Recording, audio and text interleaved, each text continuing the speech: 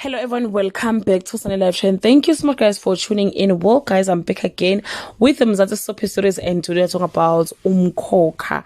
Hey guys, nibonile ke Friday ukuthi ke izobe lihle libuyele ke classini lokuphenduka nokuphoqa ukuthi ke lihambe lixolisa kubona bonke abantu ekade libathakatha libaloya or libenza nje izinto ezimbi guys. Uma mzobe kuhamba uyaxolisa kuyanokho uyangena usho ukuthi hayi nakwena ngiyaxolisa, nakuwe ngiyaxolisa, nakuwena ngiyaxolisa. Lokhu kwenzekala guys kungase kubeke ke insila kaMkhululi uNdlovu phela ibamba noma ke u-right hand man kaMkhululi uZamcolo uNdlovu engcupheni ezimbi ke njengoba nazi ukuthi ke uMamzobe wayemkhokhela imali ukuthi abe on her side engathi impela kuleli viki ganga umunye umhlathi guys. uMamzobe uzoyaxolisa kuNdlovu aveza ukuthi ngizoxolisa ukuthi ngakuthenga ngemali ukuthi ke wena uhlezi unami njalo uphinde uspy indaba zekomiti lamaJudiya uzongitshela zona.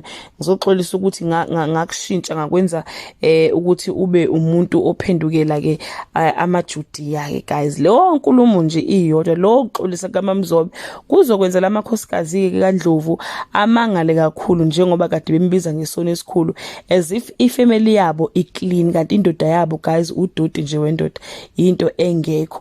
Okunye guys angani manisamkhumbula yini uNgema, hayi kodwa ngene imkhohle uNgema guys. uMamzobe ayembiza nje athi weNgema wena.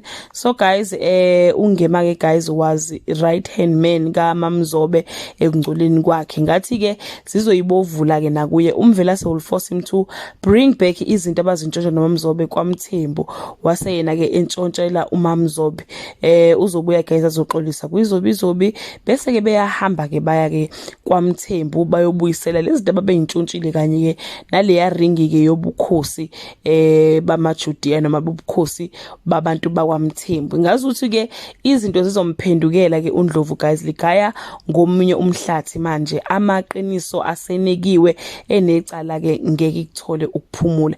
Ngiyazi ke guys nina ke nizokuya ngethambo likaMaskito ngoba vele na guys animfuni uNdlovu, animthandi nje uNdlovu. Mayekhuluma nje angazi ngathi wenzani kunina naphinde nanqaba futhi nangesikhathi efuna ukushada ke unobuntu angazi inkosi yami kodwa nje yena akathandeki yena inkosi yami. Kodwa impela cha kuleli iviki engazuthi ke hayi zizobe zimshubele ngampela. That brings us to the end of this video. To leave your comment below and share your opinion. Bye. Hello everyone, welcome.